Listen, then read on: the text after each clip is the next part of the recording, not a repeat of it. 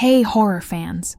Tonight, we're unraveling 5 disturbing true new house horror stories that'll make you check every door, every window, every dark corner of your house. These aren't fake tales spun for clicks. These are real stories from real people who moved into their new homes and found pure terror waiting for them. From ghostly figures lurking in basements to rooms that shouldn't exist, from whispers in the walls to shadows that move on their own, these stories will crawl under your skin and stay there, haunting you long after this video ends. This is gonna be a long, creepy journey, our longest yet. So grab a blanket, lock every door, and maybe keep every single light on. You're not gonna want to miss a second of this. Let's step into the dark with our first story. But fair warning, this one's gonna haunt you. Story 1. The house that never slept in the crisp fall of 2018. Sarah and Mike were bursting with excitement. They'd just bought their first home in a quiet suburb of Dayton, Ohio. A stunning 2-story, Victorian with a wraparound porch, stained glass windows, and a charm that felt like it belonged in a fairy tale. They'd saved for years, pinching every penny, working extra shifts, dreaming of this moment. This house was their reward, their fresh start. A place to build a life, maybe even start a family. It had high ceilings, creaky hardwood floors, and a big attic they planned to turn into a cozy office. But from the moment they crossed the threshold, carrying their first boxes through the heavy oak door, Sarah felt a chill that had nothing to do with the cool autumn air. The house didn't feel empty. It felt awake. The first day was a whirlwind of chaos and joy. Boxes piled up in the living room. Furniture sat half-assembled, and Sarah and Mike laughed as they tripped over packing tape and bubble wrap. They ordered pizza, sat on the floor surrounded by cardboard, and toasted with cheap wine, clinking their plastic cups. "To our new home," Mike said, grinning, his eyes bright with hope. Sarah smiled back, but her smile faltered. The air in the house felt heavy, like it was pressing against her skin, watching her. She shook it off. New house, new nerves, right? They were just tired, overwhelmed. That night, they collapsed onto a mattress on the bedroom floor, surrounded by boxes, the smell of fresh paint lingering in the air. Sarah closed her eyes, ready for sleep. But sleep didn't come. Around 2 a.m., she heard it. Thump, thump, thump. Soft, slow footsteps coming from upstairs. Not loud, not obvious, just enough to make her heart skip a beat. She sat up, her breath catching, the blanket slipping off her shoulders. The room was dark, the only light a faint glow from the street lamp outside. She nudged Mike, her voice barely a whisper. "Did you hear that?" Mike groaned, half asleep, his face buried in the pillow. "It's just the house settling, babe," he mumbled, his voice thick with sleep. "Old houses creak. Go back to sleep." But Sarah wasn't convinced. The steps sounded too deliberate, too human, like someone was pacing in the attic, back and forth, never stopping. She pulled the blanket up to her chin, her eyes locked on the ceiling, listening as the footsteps faded into silence. The next morning, Sarah tried to laugh it off. She told herself it was her imagination, the stress of moving, the unfamiliar sounds of an old house. She threw herself into unpacking, determined to make the place feel like home. She hung curtains in the living room, painted the kitchen a soft yellow, and arranged their books on the shelves. Mike helped, hauling furniture, joking about how they'd need a bigger couch for movie nights. But every night, the footsteps came back. Always around 2 a.m., always from the attic. Sarah would lie awake, heart pounding, counting the steps. Sometimes they were slow, heavy, like a grown man walking with purpose. Other times, they were quick, light, like a child running, their feet pattering across the floor. By the end of the first week, Sarah couldn't ignore it anymore. She felt eyes on her, even when she was alone. Not from a person, not from a window, just the house. The walls seemed to watch her.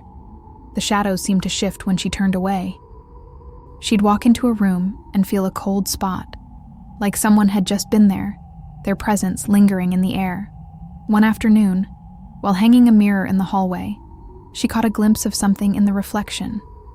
A tall, thin shape, standing at the end of the hall, its outline blurry but wrong, too tall, too still. She spun around, her heart in her throat, but nothing was there. Just an empty hallway, the mirror reflecting her pale, shaken face. "Mike, something's wrong with this house," she told him that night, her voice trembling as they sat at the kitchen table, a single bulb casting harsh shadows. Mike sighed, running a hand through his hair, his eyes tired. "Sarah, it's just old," he said, trying to sound calm. "It's got quirks. We'll get used to it." But his voice wasn't steady, and when they went to bed, he locked the bedroom door, something he'd never done before. Sarah noticed, his hands shaking as he turned the key.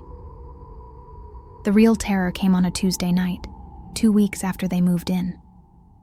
Mike was working a late shift at the hospital, leaving Sarah alone. She was in the kitchen, stacking plates in the cabinets. The clock, ticking past midnight. The house was quiet, too quiet, like it was holding its breath. Then it came. Tap, tap, tap. A sharp, quick sound from the living room, like someone knocking on glass. Sarah froze, a plate slipping from her hands and clattering into the sink, the sound echoing like a gunshot. Her heart pounded as she grabbed a flashlight from the counter, her hands shaking so badly she could barely hold it. She crept toward the living room, the floorboards creaking under her bare feet. The air felt thick, heavy, like it was pushing her back, warning her to stay away. The tapping grew louder, faster, like fingernails drumming against the glass, impatient, angry. She reached the big bay window, its heavy curtains swaying slightly, like a breeze had slipped through. But the windows were locked tight. She'd checked them herself. She took a deep breath, her chest tight, and pointed the flashlight at the far window. What she saw made her scream. Pressed against the glass from the outside was a face. It was pale. Too pale, like it hadn't seen the sun in years. Its eyes were gone, just black, empty sockets, deep and endless, like tunnels into nothing. Its mouth hung open, stretched wide in a silent scream, lips cracked and gray, showing teeth that were too sharp, too wrong, like they belonged to something that wasn't human. Sarah stumbled back, the flashlight crashing to the floor, its beam spinning wildly across the room. She blinked, her vision blurry with panic, and when she looked again, the face was gone. Just the dark night outside, the streetlight flickering like it was mocking her, daring her to look closer. She fumbled for her phone, her fingers numb, and called Mike, her voice breaking as she sobbed, "There's someone outside. Please come home." Mike was there in 20 minutes, tires screeching in the driveway, his face pale as he burst through the door. "Sarah, what happened?" he asked, grabbing her shoulders. She could barely speak, her words tumbling out in gasps. They searched the yard, the street, every inch around the house, their flashlights cutting through the dark. Nothing. No footprints in the grass, no smudges on the window, no sign anyone had been there. They called the police, who arrived with flashlights and skeptical looks. "Moving's stressful," the officer said, a kind older man with a gray mustache. "Sometimes your mind plays tricks." But Sarah knew what she saw. And the house. It felt different now, like it was pleased she'd seen it, like it wanted her to know it was there, watching, waiting. The tapping didn't stop. Every night, at exactly 2:17 a.m., it came back. Sometimes from the windows, sometimes the walls, sometimes the ceiling, like something was circling the house, testing it, looking for a way in. Sarah stopped sleeping, her eyes red and heavy, her hands clutching a kitchen knife as she sat on the couch staring at the shadows. They seemed to move when she wasn't looking, stretching long and thin, like fingers reaching out from the corners. Mike tried to stay strong, but he was cracking too. "Maybe it's pipes," he'd say, but his voice shook, and he started sleeping with a baseball bat by the bed, his eyes darting to the ceiling when the footsteps started. Desperate, they set up security cameras, cheap ones from the hardware store, but good enough to catch something. They placed them in the living room, the hallway, the attic stairs, their lenses pointed at every corner. But every night, at 2:17 a.m., the footage turned to static. Just snow and noise, like something was jamming the signal, hiding itself. Sarah watched the recordings over and over, her stomach twisting. One night, she thought she saw a shape in the static. A tall, thin figure, standing in the corner of the frame, its head tilted, eyeless face pointed at the camera. But when she rewound it, it was gone. Just snow and silence. Sarah couldn't take it anymore. She started digging into the house's history, determined to find answers. She called the realtor, who sounded nervous, his voice clipped and rushed. "It's been on the market a while," he admitted, almost whispering. "People, they don't stay long." She pressed him, asking why, but he mumbled an excuse and hung up, saying he'd call back. He never did. Sarah went to the library, pulling old records, scanning microfilm until her eyes ached. She talked to neighbors, knocking on doors, asking questions. Most people shrugged, saying the house was just old. But one neighbor, an old woman named Mrs. Helen, invited her in for tea. Mrs. Helen's house smelled of lavender and dust, her hands shaking as she poured tea into chipped cups. Her eyes kept darting to the window, to the Victorian house across the street. "That house doesn't sleep," she whispered, her voice low, like she was afraid it could hear her. "It never has." She told Sarah about the previous owners, a young couple like Sarah and Mike, who moved out after a month, saying the house watched them. Before that, a family with a teenage son, who started screaming about a man with no eyes in his room. They left in the middle of the night, abandoning their furniture, their car still in the driveway. "It's been like that for years," Mrs. Helen said, her voice trembling. "No one stays, no one can." Sarah's heart sank, her hands cold around her teacup. She went home and told Mike, who looked pale, his jaw tight. "We can't afford to move," he said, his voice flat. "We put everything into this place." Sarah nodded, but she didn't want to give up either. This was their dream home, their fresh start. She tried to make it work, hanging pictures, planting flowers in the yard, playing music to drown out the footsteps. But the house fought back. Doors creaked open at night, even when locked. Lights flickered, casting shadows that looked like figures, tall, thin, eyeless, standing just out of sight. One morning, Sarah found muddy footprints on the living room floor. Small, like a child's, leading to the attic stairs. She followed them, her heart pounding. But the attic was empty, the dust undisturbed, the air cold and heavy. The breaking point came on a stormy night, 2 months after they moved in. Mike was stuck at work, the rain pounding the roof, thunder shaking the windows, lightning flashing through the curtains. Sarah was in bed, trying to read, the lamp casting a weak glow that barely reached the corners of the room. The tapping started, louder than ever, like it was demanding her attention, banging on the walls, the windows, the ceiling. Then it changed. Not tapping, but a voice. Low, raspy, like it was scraped from a throat that hadn't spoken in years. "Sarah!" It hissed, right outside her bedroom door. Her heart stopped. She clutched the blanket, her eyes locked on the door, the knob rattling, slow at first, then faster, like someone was trying to get in. "Sarah." Come see. The voice whispered, closer now, like it was pressing against the wood, its breath seeping through the cracks. She screamed, scrambling to the bathroom and locking the door, her hands shaking so badly she dropped her phone. The voice followed, seeping through the walls, calling her name over and over. Sa'ara, you can't leave. She curled up on the cold tile floor, sobbing, her phone pressed to her ear as she begged Mike to come home. When Mike got there, at dawn, he found her shaking, unable to speak, her face pale, her eyes wide with terror. They packed their bags that day, leaving half their stuff behind, clothes, books, the new couch they'd saved for. They stayed in a motel, then rented an apartment far away, as far as they could afford. Sarah never went back, but she couldn't stop digging.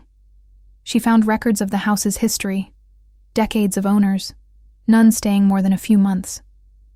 A newspaper from the 1940s mentioned a man who lived there, a recluse named Thomas Grayson, who vanished after neighbors reported strange noises at night, whispers, footsteps, tapping. No one knew what happened to him, but the house stayed, its windows dark, its walls waiting. Sarah later learned more from Mrs. Helen, who called her one night, her voice shaky. I saw it, she whispered. Last night, in the window. That face, no eyes, just holes. It was looking at me. Sarah's blood ran cold. She hung up, her hands trembling. She still wakes up at 2:17 a.m., her heart racing, sure she hears that voice calling her name. She checks the windows, the doors, every night, her hands shaking as she pulls the curtains tight. That house wasn't empty, she told a friend. Later, her voice barely above a whisper. It was alive, and it wanted me. Story 2. The door that wasn't there in the summer of 2020. The Carter family, James, Lisa, and their 2 kids, Emma and Noah, moved into a brand new house in a quiet Texas suburb. It was everything they'd dreamed of. 3 bedrooms, a shiny kitchen with granite countertops, a big backyard where the kids could run wild, and a cul-de-sac where neighbors waved and kids rode bikes. The house was a steal, built just a year ago, and the Carters felt like they'd hit the jackpot. They'd been renting for years, saving every dime, and this was their chance at a real home. But there was one thing they didn't expect, a door that didn't belong. The first few days were a blur of excitement. James set up his office in the spare bedroom, dreaming of working from home, free from his old commute. Lisa organized the kitchen, arranging pots and pans, humming as she filled the cabinets. Emma, 10, and Noah, 6, ran through the house, claiming their rooms, their laughter echoing off the fresh walls. They had a barbecue in the backyard, invited neighbors, and toasted to their new life under the Texas sun. But on the 3rd day, Emma came upstairs, her face scrunched up. There's a gross smell in the basement, she said, wrinkling her nose, like something died. James laughed, ruffling her hair. New houses don't smell like that, kiddo, he said. But Lisa gave him a look. Go check, she said, her voice firm. Just in case. James grabbed a flashlight and headed to the basement, his sneakers thumping on the stairs. The basement was unfinished, just gray concrete walls and a single light bulb dangling from the ceiling, casting a weak glow. The air was damp, heavy, with a sharp, rotten smell, like old meat left out too long. He coughed, waving a hand in front of his face, and started poking around, checking corners for mold, a dead mouse, anything to explain the stench. That's when he saw it. A small door, barely 4 feet tall, tucked behind a stack of moving boxes. It was painted the same gray as the walls, almost invisible, with no handle. Just a rusty latch that looked older than the house itself, like it belonged to another time. James frowned, his stomach twisting. The blueprints they'd gotten from the builder didn't show any door in the basement. The realtor hadn't mentioned it during the tour, and they'd walked through the house 3 times before signing, inspecting every corner. Curious, he grabbed a screwdriver from his toolbox and pried the latch open, the metal groaning like it hadn't been touched in years. The door creaked, the sound echoing in the quiet basement, revealing a narrow staircase spiraling down into darkness. The smell hit him harder now, thick and choking, like something decaying, rotting from the inside. His heart beat faster, but he told himself it was just a storage space, nothing weird. New houses had quirks, right?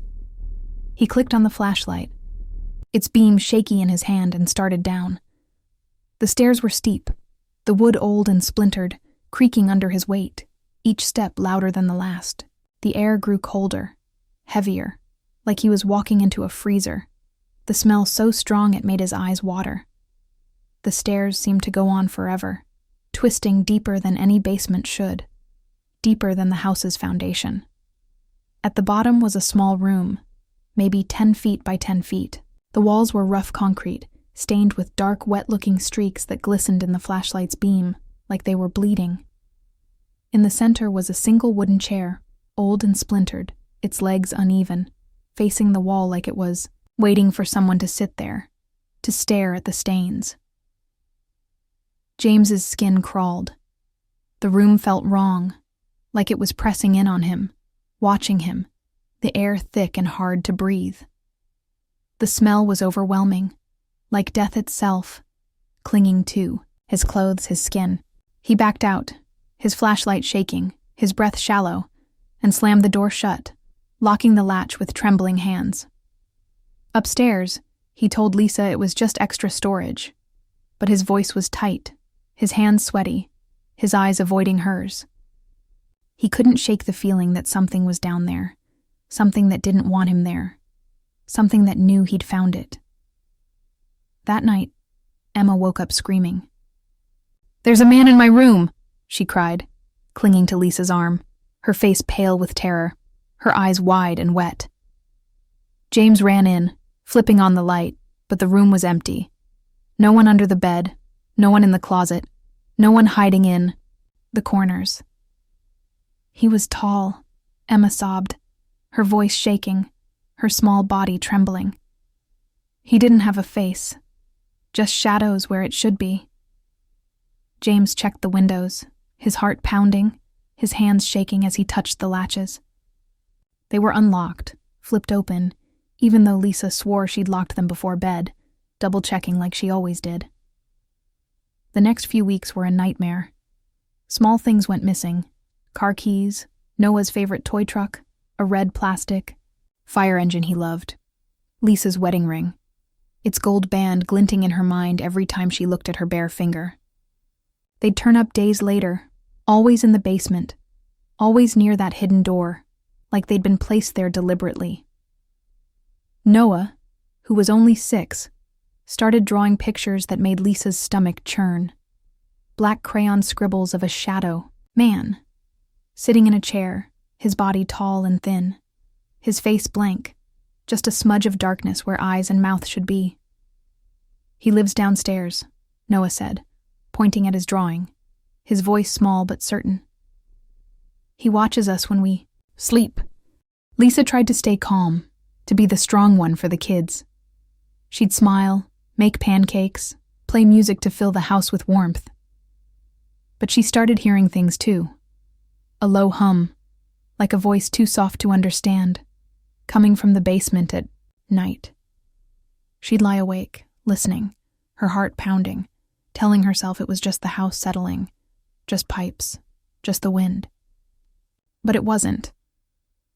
The hum grew louder each night, sometimes forming words she couldn't quite make out, like a whisper just beyond her reach, calling her name. James called the builder, hoping for answers, his voice sharp with frustration. "There's no door in the basement," the builder said, sounding confused, almost annoyed. "We built that house from the ground up. I'd know if there was a door." James checked the county records, the blueprints, everything. Nothing mentioned a door or a room. It was like the space didn't exist, but it was there. They'd all seen it. Emma refused to go near the basement, saying the shadow man was down there, waiting. his faceless head tilted toward her. Noah stopped talking, just clutched his crayons and drew more pictures, his small hands shaking as he scratched out the shadow man's form. The family tried to hold it together.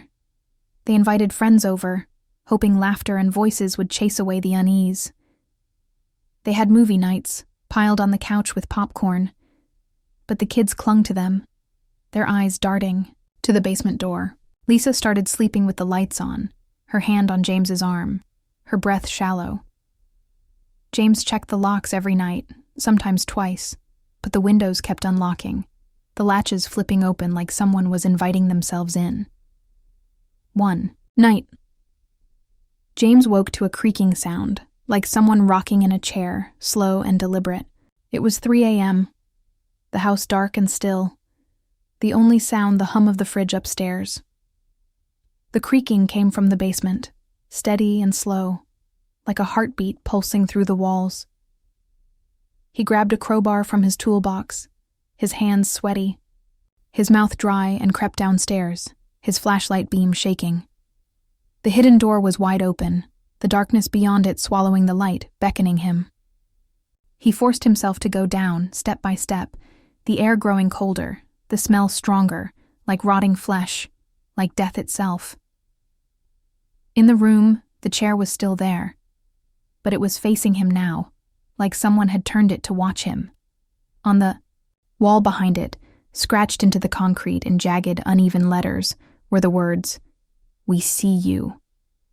The letters were deep, angry, like they'd been carved with something sharp, something desperate. James's blood ran cold, his legs weak, his heart hammering in his chest. He stumbled back, tripping on the stairs, his flashlight clattering to the floor. He ran upstairs, slamming the door shut, his breath coming in gasps. "We're leaving," he told Lisa, his voice shaking, his eyes wild. "Pack the kids. Stuff.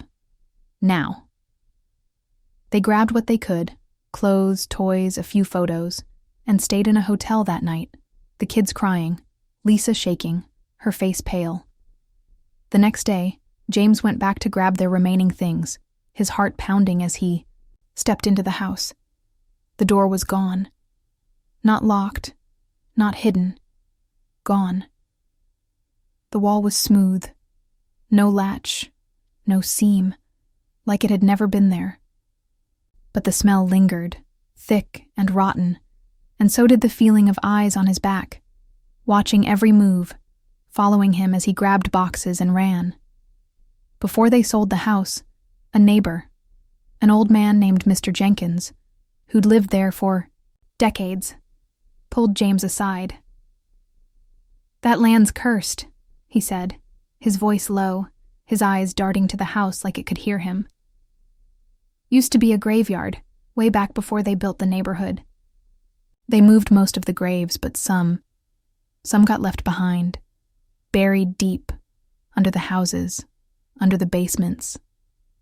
James felt sick, his stomach churning, his hands cold.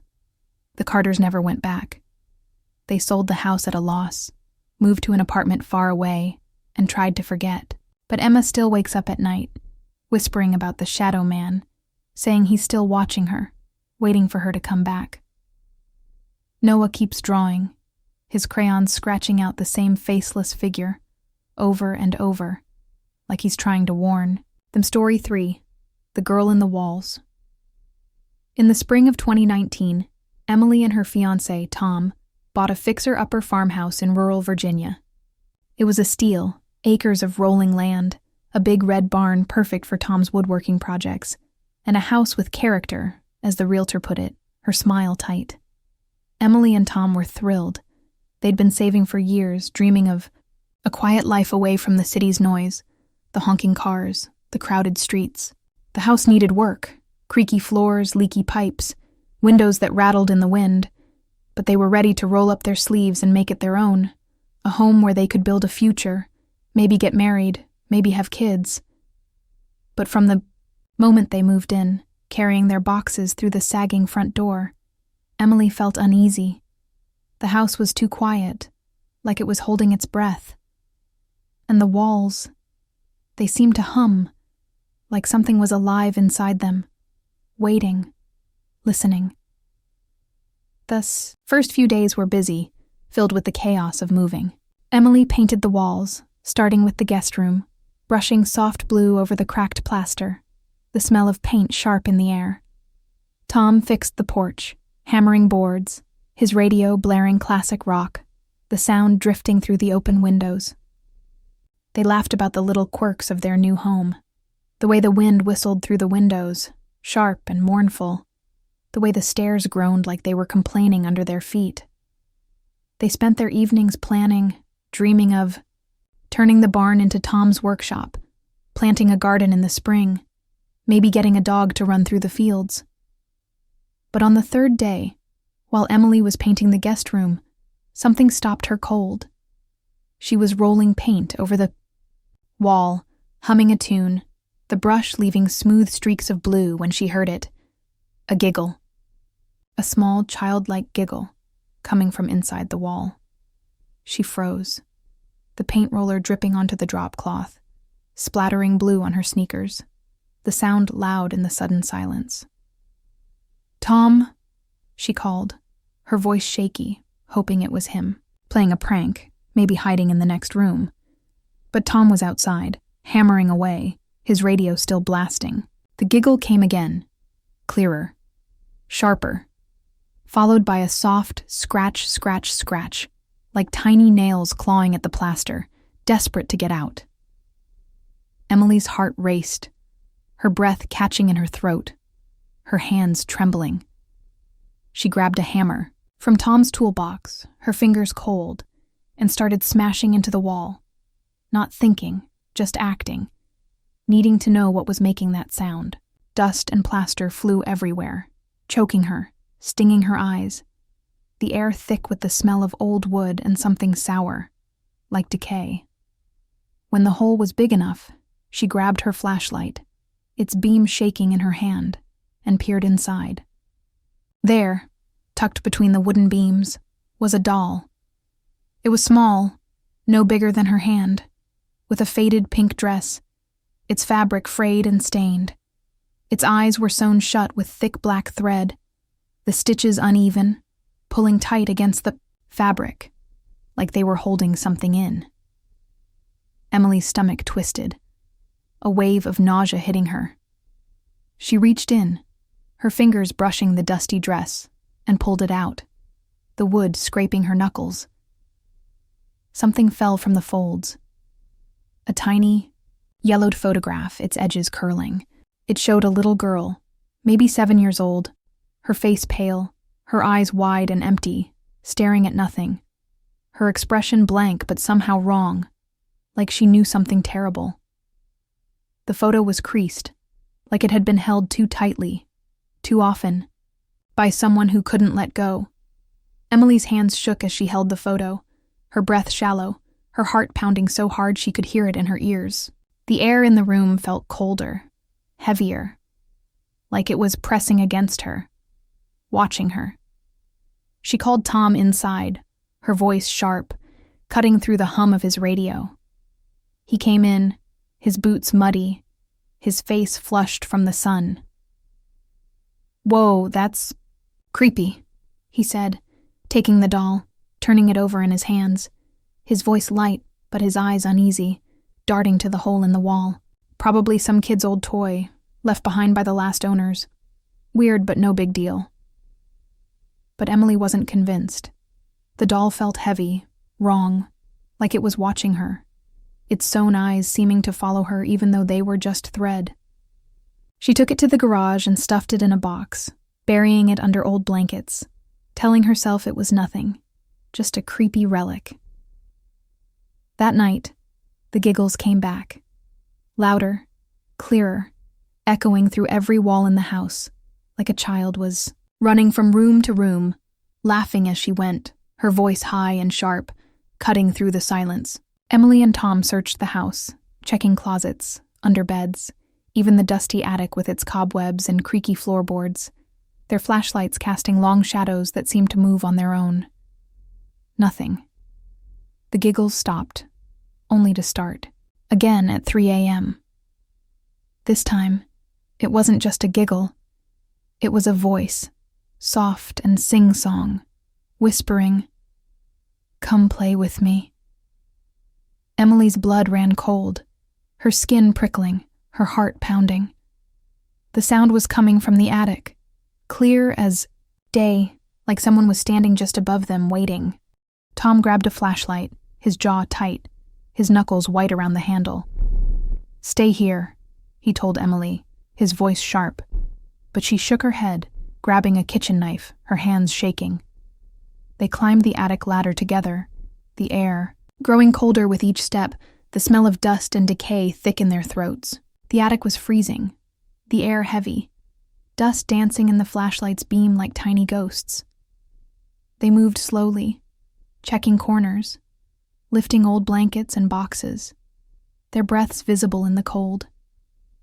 In the far corner, under a moldy tarp, they found it, the doll. The same one Emily had buried in the garage. Its sewn eyes were open now, the black thread unraveled, its glass eyes glinting in the light, staring right at them, unblinking. Next to it was a tiny child's shoe, caked in dirt, like it had been dug up from a grave, its laces frayed and brown. Tom yanked Emily back, nearly falling down the ladder, his face pale, his breath ragged. "We're burning that thing," he said, his voice shaking, his eyes wild. They took the doll to the backyard, doused it with lighter fluid, and set it on fire. The flames hissing and popping, the doll's face melting, its eyes staring up at them until they were gone, just blackened holes in the charred fabric. But it didn't help. The giggles kept coming, night after night, always at 3 a.m., sharper, angrier, like a child throwing a tantrum. Doors creaked open on their own, slamming shut when they tried to close them. The sound echoing through the house. Lights flickered, casting shadows that seemed to move, to reach out with long, thin fingers, brushing against the walls. Emily found scratches on the walls, too high for her or Tom to reach, like tiny hands had clawed at the plaster in desperation, leaving jagged marks that bled dust. Emily couldn't take it anymore. She called a local historian, a kind old man named Mr. Thompson, who arrived with a thick folder of papers and a grim look on his face.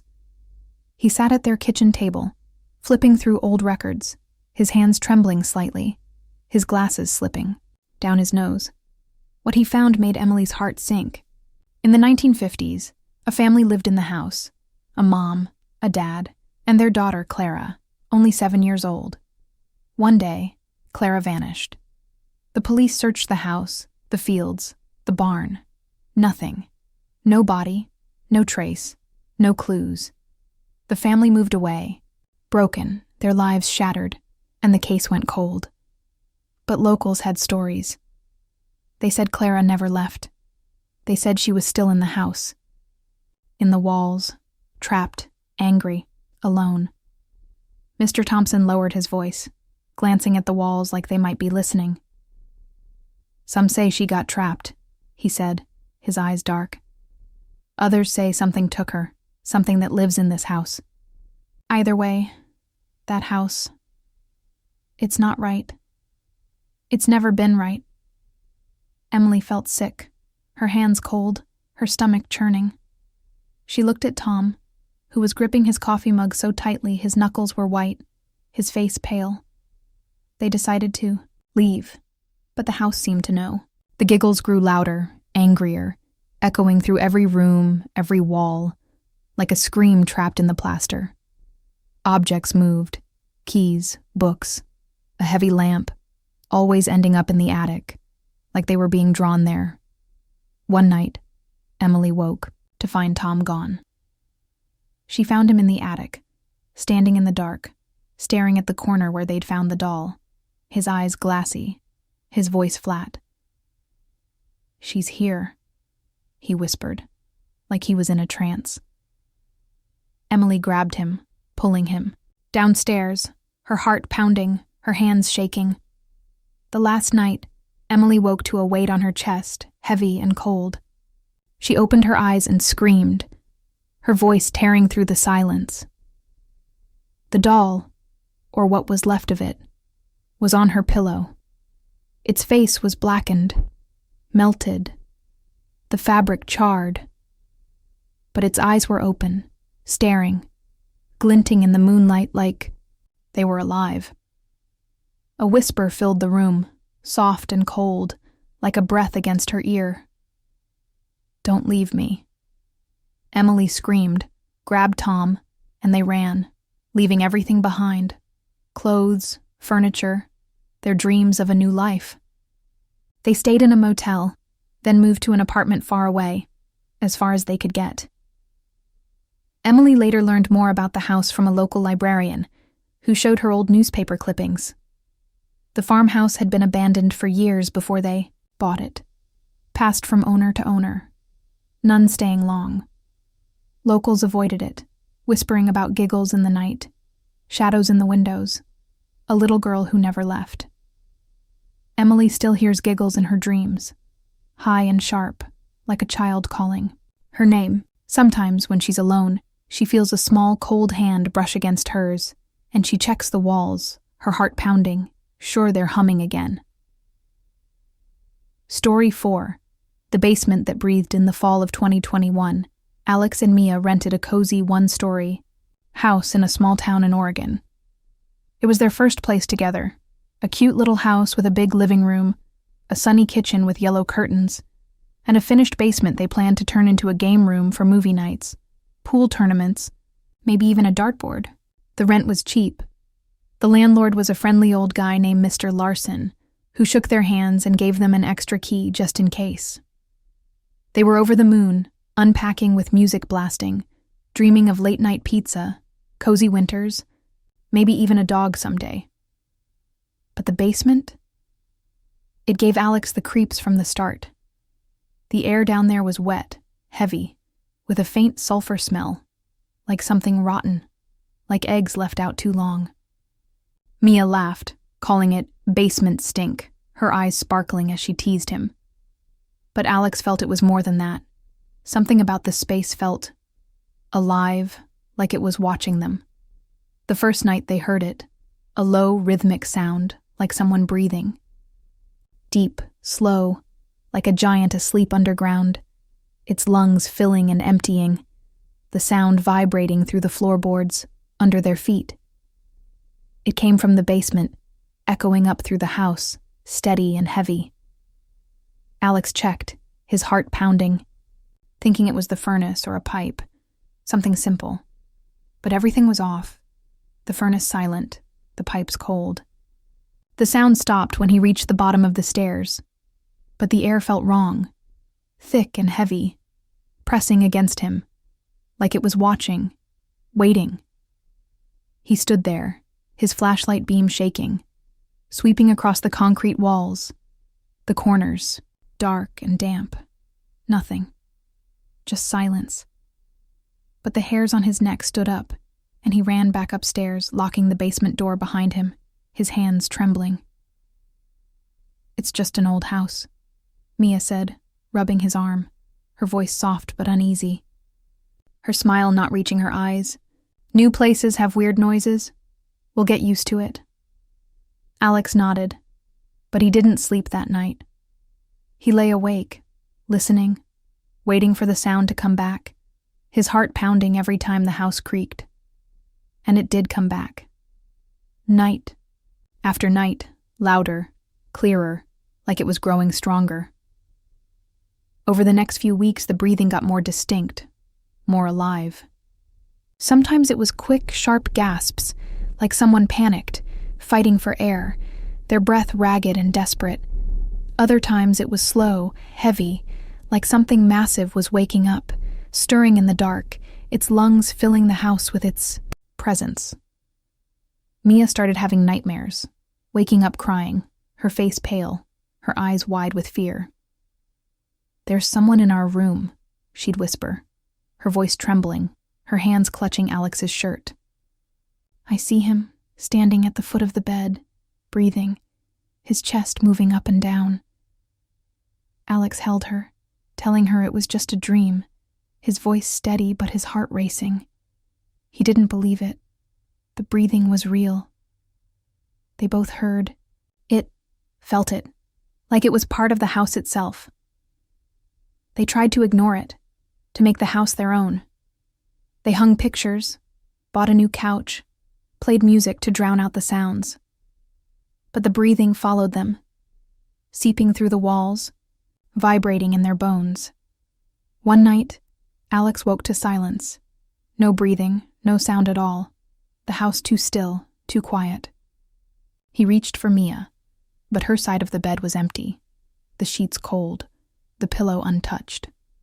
His heart pounded as he called her name, his voice echoing in the dark house, unanswered. He grabbed a flashlight and ran through the rooms, checking. The kitchen, the living room, the bathroom, his breath coming in gasps. Nothing. Then he heard it. A soft hum, like a lullaby, low and mournful, coming from the basement. He tore open the basement door, his flashlight beam shaking as he descended, the stairs creaking under his weight.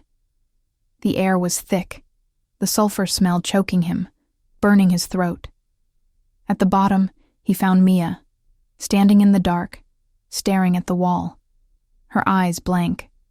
Her face pale, her lips moving like she was whispering to someone. "It wants us to stay," she said, her voice flat, not her own, like something else was speaking through her. Alex grabbed her, pulling her upstairs, her body limp like she was sleepwalking, her feet dragging on the steps. She blinked, coming back to herself, and burst into tears, her body shaking. "I don't know how I got down there," she sobbed, clinging to him. "I don't remember."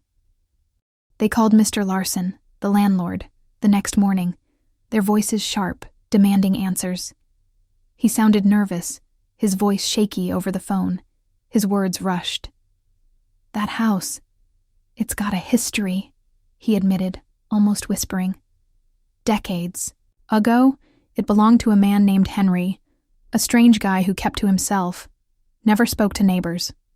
They said he did rituals in the basement, chanting, burning candles, drawing symbols on the walls, claiming he could talk to the earth. Neighbors heard breathing sounds at night, coming from the house, like something was alive down there. Something big, something wrong. Then Henry vanished. No trace, no goodbye. His belongings left behind like he'd been taken. The house sat, empty for years, passed from owner to owner, none staying long.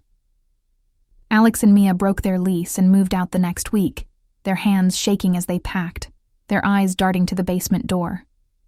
They threw clothes and dishes into boxes, leaving furniture, books, anything too heavy to carry. The last time Alex went to the basement to grab their things, he swears he saw the walls move, pulsing like a heartbeat, the air thick and heavy, pressing against him, the sulfur smell burning his lungs. He ran, the sound of breathing chasing him up the stairs, loud and heavy, like it was right behind him. They never went back, moving to a small apartment across town, trying to forget.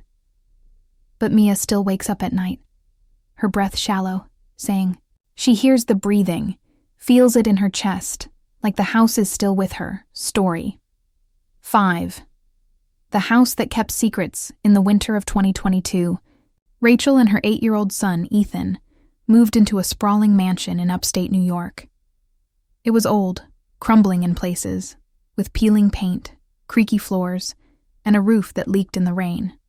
But the price was too good to pass up. Rachel was a single mom, fresh off a messy divorce, her ex leaving her with nothing but bills and a broken heart.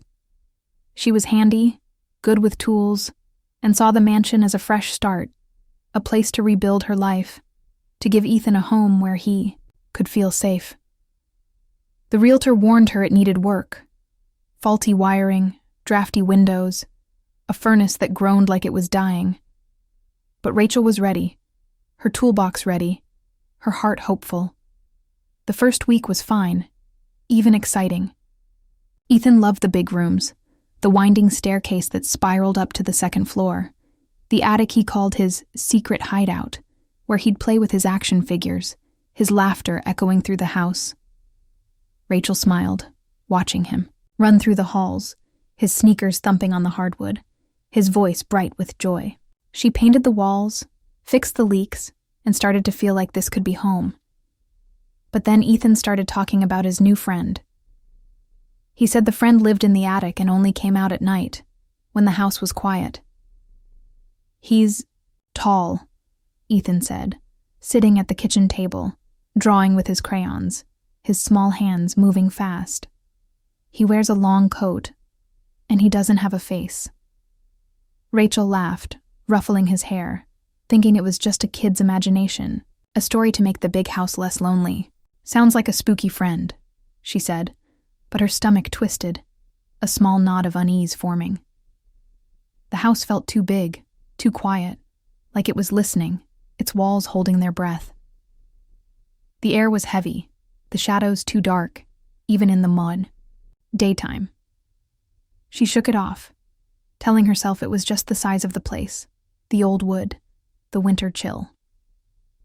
One night, Rachel heard Ethan whispering in his room, like he was talking to someone, his voice low and serious. She crept down the hall, her bare feet cold on the floor, her heart pounding. She peeked into his room and found him sitting on the floor, facing the wall, his crayons scattered around him. "He says you're not supposed to know," Ethan said, his eyes wide, his voice small, his face pale in the moonlight. Rachel's heart sank, her breath catching. "Who, Ethan?" she asked, kneeling beside him, her voice soft but shaking. "Who's talking to you?" But Ethan just shook his head, his eyes darting to the wall, like he could see something she couldn't. Rachel checked the house that night, gripping a baseball bat, her flashlight beam sweeping through every room, every closet, under every bed. Nothing. No one hiding, no open windows, no signs of anyone but them. But the feeling of being watched grew stronger, heavier, like the house itself was staring at her, its walls closing in. Scratches appeared on the walls the next day, too high for Ethan to reach, long and jagged, like claw marks carved with something sharp. Footsteps echoed in the attic at night, heavy and slow, like someone pacing, waiting, their boots thumping on the floorboards. Rachel tried to stay strong for Ethan, to keep things normal. She made his favorite pancakes, played his favorite songs, took him to the park to get him out of the house. But the mansion was wearing her down. Doors slammed shut on their own, even when there was no wind, the sound echoing like a gunshot. Lights flickered, casting shadows that seemed to move, to stretch toward her, their edges sharp and wrong. One morning, she found Ethan's toys arranged in a perfect circle in the living room, like someone had played with them in the night, setting them up with care. Ethan swore he hadn't touched them, his eyes wide, his voice trembling. "It was him," he said, pointing at the ceiling, toward the attic. Rachel started sleeping with Ethan in her room, the door locked, a chair pushed against it. But the noises didn't stop. The footsteps grew louder, the scratches deeper, the shadows darker. One night, she woke to thumping above her, loud and deliberate, coming from the attic, like someone was pacing faster, angrier. She grabbed a flashlight and the baseball bat, her hands shaking, her heart pounding, and climbed the attic stairs, each step creaking, the air growing colder, heavier. The attic was dark, the air thick with dust, the floorboards groaning under her feet. In the far corner, under a tarp, was an old trunk, its lock rusted and broken, its wood splintered. She pried it open, her heart hammering, her flashlight beam shaking. Inside were newspaper clippings, faded photos, and a leather journal, its pages yellowed and brittle.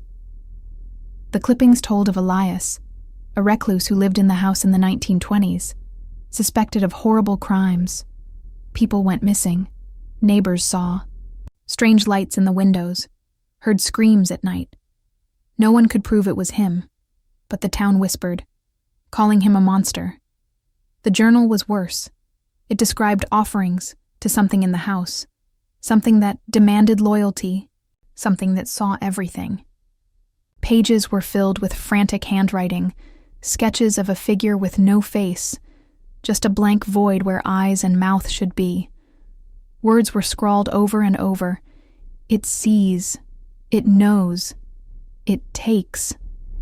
Rachel's hand shook as she read, her breath shallow, her stomach churning. She burned the journal in the backyard that night, the flames casting eerie shadows on the house, the smoke thick and black. But it didn't help. The footsteps grew louder, the shadows darker, moving faster, like they were angry. Ethan started sleepwalking, his small feet padding toward the attic, his eyes glassy, his voice muttering. He says it's time. Rachel caught him at the attic door one night, grabbing him, her heart racing, her voice sharp as she shook him awake. "Ethan, no!" she yelled, pulling him back to her room, locking the door, her hands trembling. They fled the next day, leaving everything behind. Clothes, furniture, the toolbox Rachel had been so proud of. They grabbed what they could carry and ran, the house watching them go, its windows dark, its walls silent. Rachel later learned more from a local historian who showed her records of the house's past. It had been abandoned for decades, passed from owner to owner, none staying long. Locals avoided it, whispering about shadows in the windows, footsteps at night, a figure with no face watching from the attic. They called it Elias's house, said his secret keeper still lived there, claiming anyone who stayed, demanding their loyalty, their lives. Rachel and Ethan never went back. They moved to a small apartment, far away, trying to start over. But Ethan still draws pictures of a man with no face, his crayons scratching out the same tall figure, over and over, his hands shaking. Rachel checks the locks every night, her heart pounding. Sure she hears footsteps, sure she sees shadows moving in the corners. That house wasn't just a house, she told a friend, her voice low, her eyes distant. It was alive, and it wanted us to stay. There you have it. 5 true stories that'll make you question every creak, every shadow, every whisper in your home. These houses weren't just buildings. They were alive, watching, waiting, holding secrets that refused to stay buried. From eyeless faces in the windows to rooms that shouldn't exist, from giggles in the walls to breathing in the dark, these stories are a reminder. Your home might not be as safe as you think. Have you ever felt something off in your house? Heard a sound you couldn't explain? Seen something in the dark that made your heart stop? Drop your stories in the comments. I read every single one, and yours might make it into our next video. If these tales gave you chills, smash that like button, hit subscribe, and ring the bell so you never miss a nightmare. Thanks for joining me on this long, creepy journey, our longest yet. Stay safe, and maybe check your locks tonight. You never know what's watching, waiting, hiding in the shadows of your home.